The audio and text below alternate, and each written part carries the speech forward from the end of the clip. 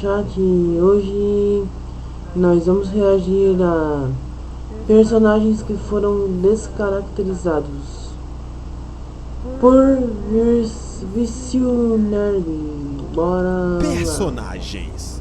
A gente ama eles do jeitinho que são. Porém, às vezes, do nada, os autores da obra em um belo dia acordam de suas camas, tomam seu café e falam: bora destruir eles? Isso é a descaracterização, pois muda tudo. A personalidade, a história de vida e até mesmo o design deles sem nenhuma explicação. Ou pelo menos uma decente. Porém, quando o assunto é navegador, esse sim você precisa mudar. Porque, vamos combinar, esse navegador padrão bunda sem graça que você usa já saiu de moda, baby. Te apresento o Opera GX. Com a função mod inclusive aqui em interface, você pode deixar seu navegador com um visual bonitão. Pra você que de boa, patrocinado, então bora pular, né? Mover Alt, onde você quiser o Opera patrocinando nós. Navegador atual. Relaxa, meu filho. Você pode importar tudo do seu navegador. Sincronizador. Bola aqui na descrição. Pior que mudar o design dos personagens depois que os fazem de ganhar dinheiro. Um dos casos mais conhecidos é o Patrick de Bob Esponja. Dinheiro é tão colossal a ponto de ignorar o sentimento dos fãs. Um dos casos mais conhecidos é o Patrick de Bob Esponja, que antes era um dos personagens mais queridos da série. Era burrinho, E daí? mas era engraçado e carismático. Mas agora, além de burro, ele é chato, insuportável e um sociopata. Sério, tem um episódio que se resume a Patrick torturando Lula Molusco da maneira mais dolorosa e nojenta possível, apenas para ganhar dinheiro. Obrigado! Mas não foi só com ele, isso ocorreu com vários outros personagens ao longo dos anos. E vamos conhecer estes casos neste vídeo. Então já vai deixando um like e bora! Começando com um clássico, temos Pica-Pau, ele mesmo, que passou por uma grande mudança para se adaptar aos tempos modernos. Pois o original mesmo, o Pica-Pau raiz do Velho Testamento, é um dos anos 40 e 50, também conhecido como Pica-Pau Biruta. Reza a lenda que ele nasceu por causa de um passarinho que não deixou Walter Lantz transar em paz em sua lua de mel.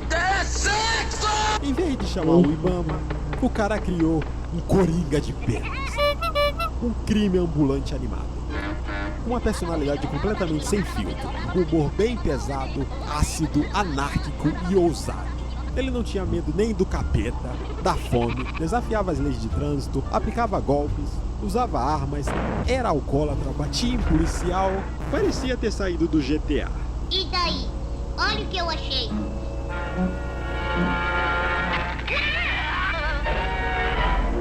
Eu desconfio que meu amigo tentou me comer.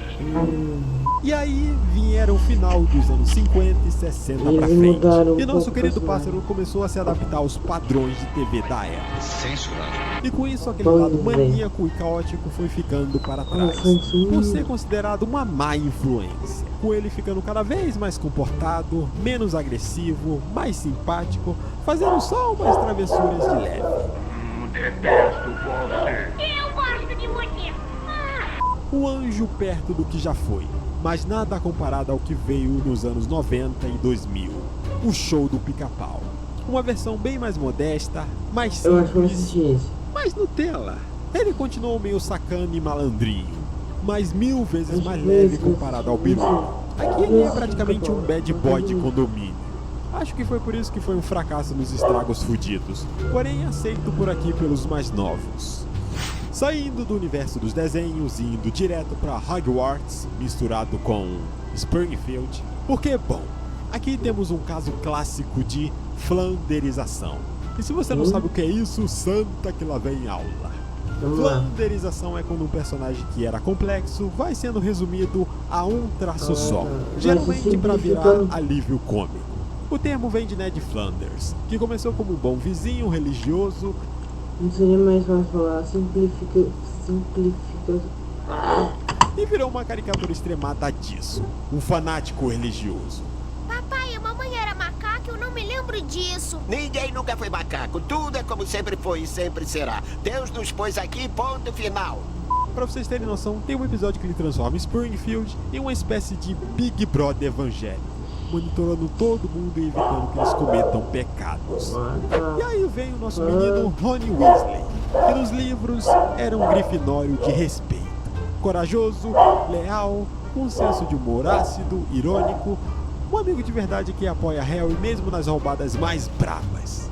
Ele era inseguro? Sim. E daí? O cara cresceu com irmãos gênios, viveu à sombra deles, inclusive da de Harry. Mas isso o torna humano e é o que dá profundidades e camadas. Igual uma cebola. Fedem. Sim, não! Sendo bem esperto em algumas áreas, como xadrez bruxo, tática e um bom estrategista. Só que aí veio o cinema e resolveram transformar Ronnie em um Bob Esponja ruivo, um alívio cômico, um pateta, medroso, cagão e um lerdão, que constantemente fica contradizendo a coragem mencionada nos livros, além dele ser bem mais ciumento, imaturo e com zero profundidade emocional dos livros. E tem uma cena que mostra perfeitamente a diferença do Ronnie dos livros pro dos filmes. No livro, durante uma cena, Snape chama a Hermione de sabe-tudo insuportável. Ron então defende sua amiga e confronta Snape na frente de todos, dizendo o seguinte, abre aspas, o senhor nos fez uma pergunta e Hermione sabe a resposta.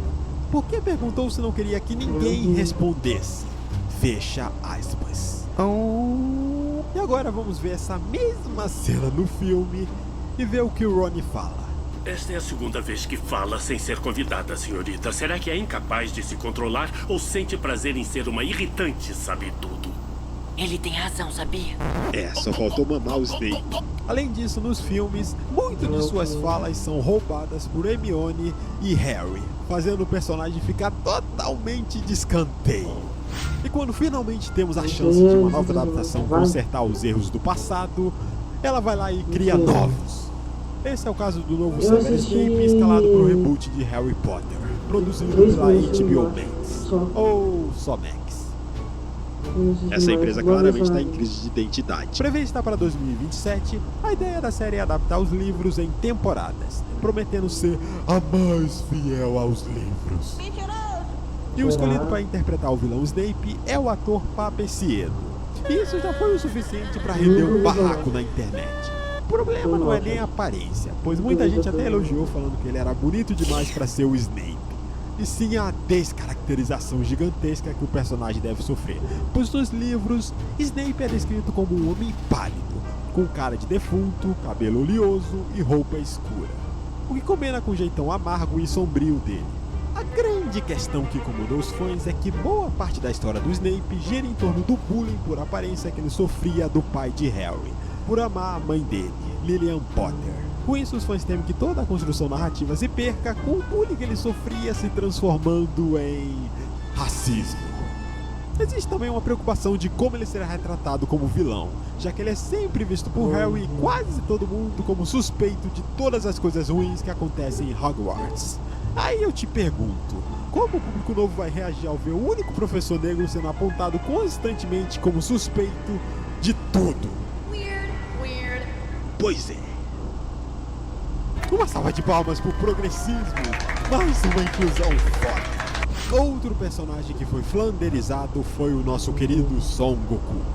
Por mais que ele sempre teve uma personalidade brincalhona e inocente, quando o assunto era batalha, Goku virava o Megamente das lutas, sendo um expert em combate e um super estrategista. E quando a porra ficava séria, ele sabia como se comportar e agia com maturidade.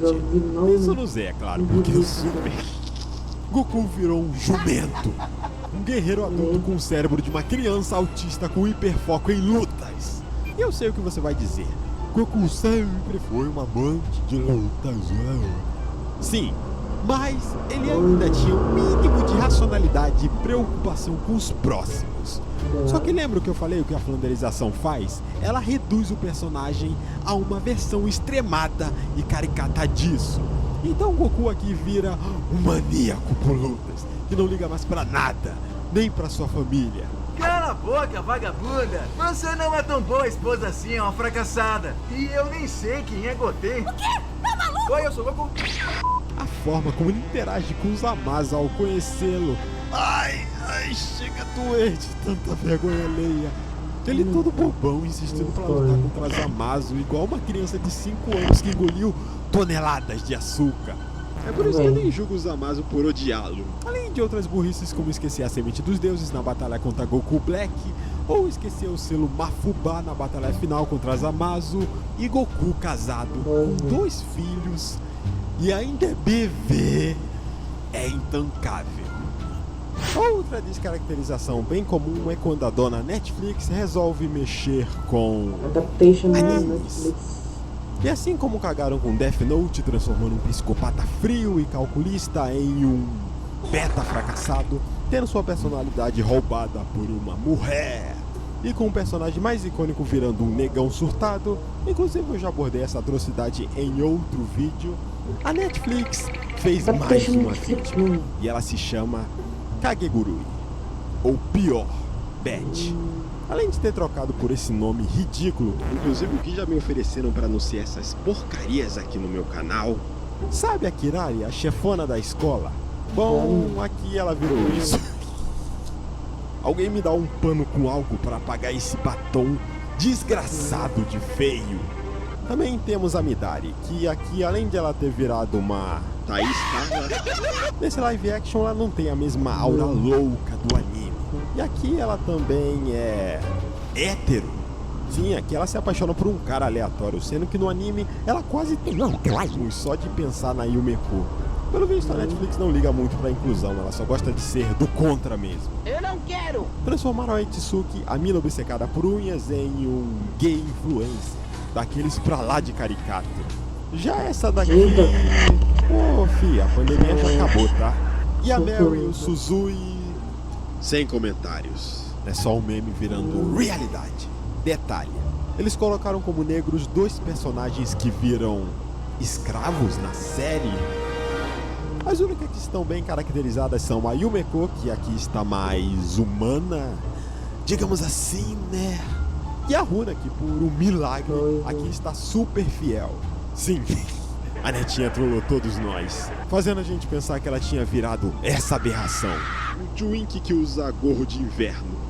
E assim, apesar deles terem destruído a caracterização dos personagens e de terem transformado a série num Elite 2, com vários clichês, draminhas adolescentes com taras por... Sendo bem honesto, a trama em si eu não achei tão ruim. Eu curti como eles aprofundaram alguns personagens. Ainda assim, eu prefiro o live action em japonês, que por sinal eu acho 1000 vezes melhor que o próprio anime. Tipo, ele tem uma pegada cômica simplesmente genial. Pra fechar o caixão de live actions da Netflix, tivemos Saint Seiya, aquele reboot porco de 2019 feito em CGI pra tentar alavancar a franquia nos States, que além de feder a genérico, ainda foi alvo de uma polêmica, já que o personagem Shun virou Shao. O roteirista Eugene Son veio com a desculpa de que era pra refletir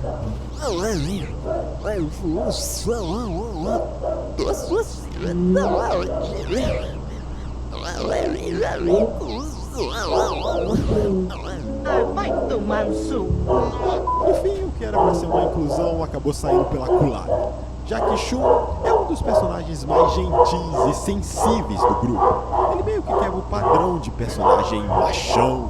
O homem não deve chorar. Até o homem mais forte choraria se estivesse tão feliz quanto eu. Está bem, eu compreendo, mas pare de chorar. E eu sei que muita gente zoa ele, mas... sim, ele é hétero. E ao trocar ele por uma mulher, a mensagem que passa é... homens héteros não podem ser sensíveis, e só as mulheres podem ter essa personalidade doce e delicada. E isso tem nome, tá? Mais uma vez, palmas pro progressismo. Ok. Partindo para o mundo dos Gremlins, vamos falar de Devil May Cry, da Netflix. Uma adaptação que tem tantos crimes que eu ainda pretendo falar dela melhor em outro vídeo. Mas como o assunto aqui são personagens, bora falar do Dante, que além de ter virado um bucha que é humilhado a todo momento, em todos os episódios, sério, o cara é solado por uma bolsa de uma mãe solteira. Temos a Lady, que agora além de usar uma armadura futurista de milico genérica, bem diferente do visual clássico de colegial, ela também teve sua personalidade elevada em níveis estratosféricos.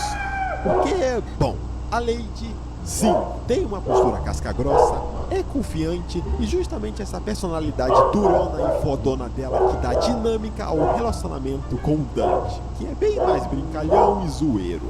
Mas aí o que a Netflix faz? Pega essa personalidade durona dela e a transforma em uma insuportável, uma prepotente do caralho. Por falar em caralho, é só isso que ela tem na boca, já que a mina virou uma metralhadora de palavrões. Eles são difíceis pra caralho de matar. Demôniozinho, filho de uma puta. Aquela porra de caçamba. Isso é maldade pra caralho. Pra mim, ele não fez mais do que a porra da obrigação dele. E pegou quem agora, seu filho da puta? Parece uma criança de 10 anos que aprendeu a xingar. Imagina se ela fosse assim nos jogos. Porra, você tá mesmo chorando, seu demônio viado do caralho? Não, que isso, não tô chorando não, é chuva, é chuva. Mas já parou de chover, seu demônio emo viado do caralho. Tu tava chorando sim, chorando a porra. É, demônio não chora. E pior, ela rouba o protagonismo. Sim, a Netflix fez de novo. Quem vai acabar com ele sou eu. Ah, não fode. Seu demônio imbecil, ele não tem nada a ver com seu pai. Essa briga é minha.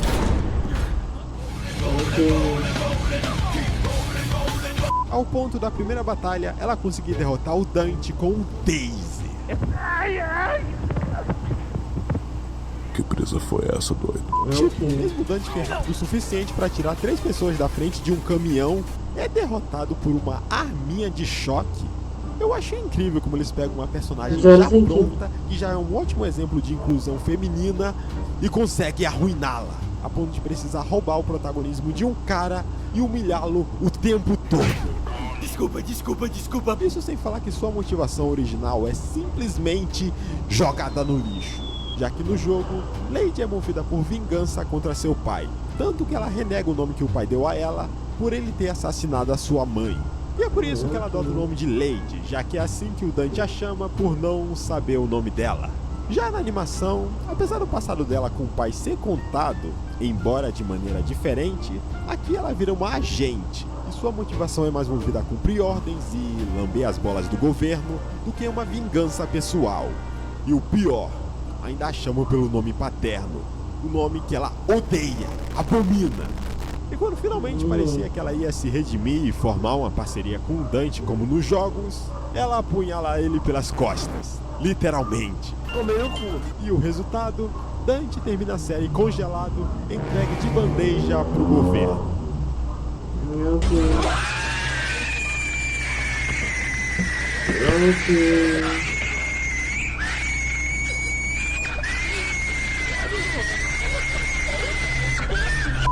E a cereja do bolo é Virgil sendo cadela do Mundus por vontade própria. Agora vamos falar da filha perdida do Marquito. Ellie, protagonista do game The Last of Us, interpretada por Bella Ramsey, que vem gerando muita polêmica com o lançamento da segunda temporada da série, que foi adaptada de uma forma tão grotesca que repeliu. E aparentemente, só agora, todo mundo se tocou que ela não tem nada a ver com a Ellie do jogo. Tipo, você olha para essas duas imagens e elas já dizem muita coisa. A Ellie do jogo é uma garota de cabelo avermelhado, cheia de sardas, que começa a história como alguém doce, curiosa e simpática, mesmo no mundo completamente destruído. Mas com o tempo, depois de tantas perdas e traumas, ela se torna uma pessoa fria, movida por vingança. Isso fica evidente nas expressões dela, que são muito marcantes no jogo e que transmitem raiva, dor e conflito. Já da série...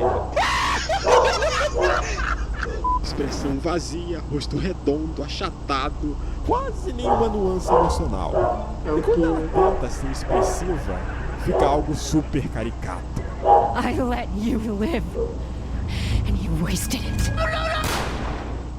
Eu não tô zoando, esse corte seco tá na série. E mesmo passando por todas as merdas, ela continua parecendo uma criançona imatura, totalmente deslocada da própria realidade. Em um momento que deveria ser de fúria e desespero, com sangue nos olhos, a Ellie da série solta isso.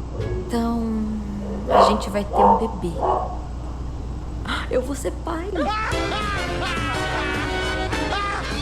Eu vou embora! Segue a Ellie enfiando os dedos imundos nos canais vaginais da Dick. Enquanto isso, no jogo... Acho que eu tô grávida. Quê?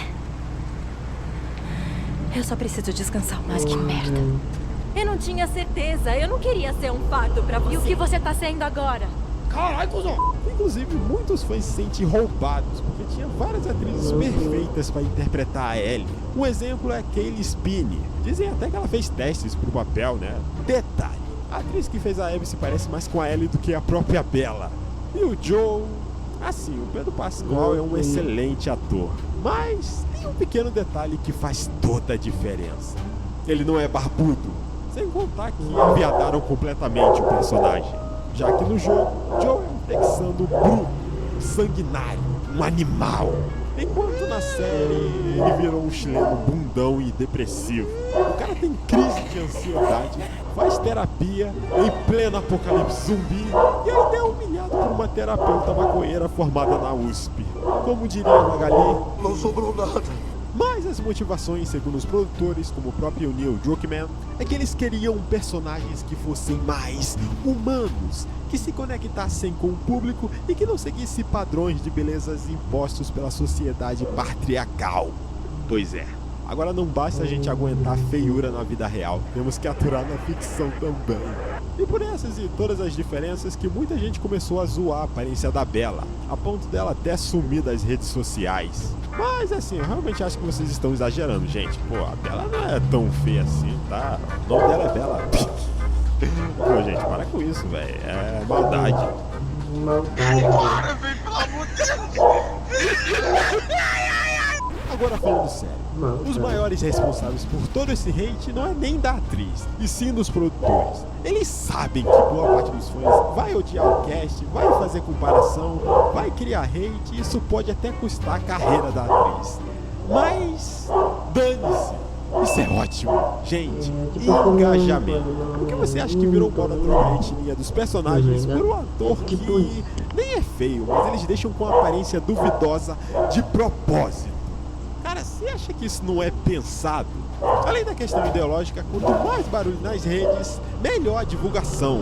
Por outro lado, existe uma parcela de fãs que defende a Bella com unhas e dentes, elogia sua atuação e acredita que ela é a Ellie perfeita. E quem reclama são os virgões fracassados que nunca sentiram a maciez de um peitinho. E você, o que acha? Galera, é isso, valeu e tchau. Bom, já ficando por aqui, é isso.